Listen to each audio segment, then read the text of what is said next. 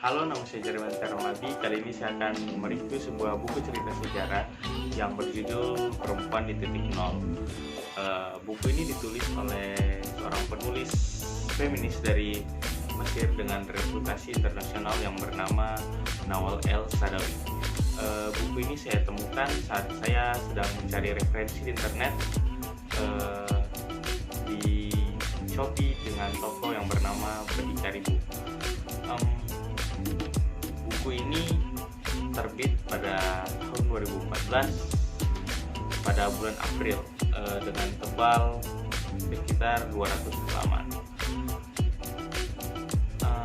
Buku ini menceritakan seorang anak kecil yang bernama Firdaus yang ayahnya merupakan tokoh utama yang membuatnya mengenal budaya patriarki dari kecil. Ibunya hanya menuruti perintah dan melayani ayahnya, dan setelah kedua orang tuanya meninggal, dia pun pergi tinggal bersama pamannya. Setelah itu pamannya ingin menikah dengan seorang wanita yang memiliki kekuasaan, dan dia tidak dibutuhkan lagi oleh pamannya, dan ia pun dinikahkan dengan seseorang yang bernama Sheikh. Bersama suaminya, ia pun selalu diperlakukan kasar sehingga ia tidak tahan, dan pada akhirnya dia kabur. Setelah itu dia bertemu dengan seseorang yang bernama Bayomi, dan Bayomi menawarkan tempat tinggal untuk si Firdaus selama ia belum mendapatkan pekerjaan. Akan tetapi Bayomi hanya baik pada awalnya saja. Pada akhirnya ia diperkosa dan dipergunakan oleh Bayomi. Setelah itu Firdaus pun kabur, dan saat Firdaus kabur ia bertemu dengan seorang mucikari, dan setelah itu dia bekerja dengan seorang mucikari ini, dan ternyata ia tidak mendapatkan bayaran atau dia ditipu oleh mucikari tersebut. Setelah itu setelah dia mengetahui kalau dia sudah ditipu, dia pun pergi lagi dan kabur ke jalanan. Di jalanan dia bertemu dengan seseorang lelaki, dan ia pun diperkosa di jalan. Tetapi pada saat itu, setelah ia diperkosa, dia pun mendapatkan uang, dan itu pun pertama kalinya dia mendapatkan uang. Setelah itu ia pun terus melakukan hal tersebut hingga ia menjadi seorang pelacur kelas atas di kotanya, yaitu di kota Kairo. Dia pun melayani polisi hingga seorang wartawan. Nah, setelah itu ia ingin diajak bekerja sama oleh seorang mucikari atau germo, tetapi ia menolaknya, dan ia menusuk seorang germo tersebut. Setelah itu ia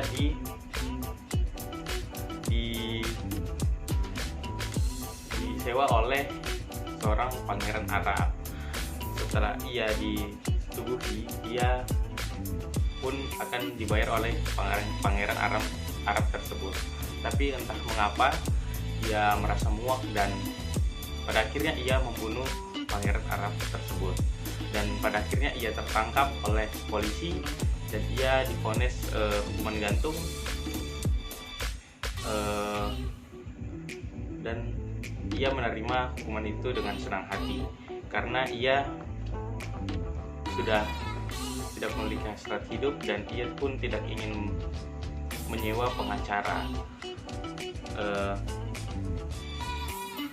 Itu saja sinopsis dari cerita ini. Buku ini memiliki kelebihan, yaitu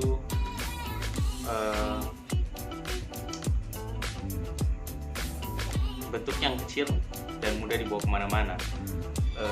Ini akan mempermudah kalian untuk membacanya di waktu yang luang ketika kalian di sekolah ada jam istirahat, bisa membaca buku ini karena ini sangat ringan dan bisa dibawa kemana-mana, dan dia hanya 200 halaman dan memiliki kode yang tipis sehingga kita bisa dengan mudah membawa ini dan membacanya dimanapun. Buku ini juga bisa mengenalkan kepada kita budaya patriarki yang ternyata sangat dekat dengan kita. Jadi kita bisa waspada dan tentunya menjaga orang yang kita sayang. Buku ini juga memiliki kelemahan. Buku ini memiliki kata-kata yang susah dicerna. Tidak semuanya, tetapi ada beberapa. Tetapi tetap bisa kita mengerti. Dan juga saya sudah memberikan buku ini kepada teman saya, tetapi dia tidak membacanya sampai habis karena menurutnya kisahnya terlalu vulgar. Tetapi ini menurut saya biasa saja sih sebenarnya. Jadi kesimpulannya, saya sangat merekomendasikan buku ini karena buku ini memiliki cerita yang seru dan bisa mengajarkan kita tentang budaya patriarki yang belum kita kenali. Ya, itu saja dari saya.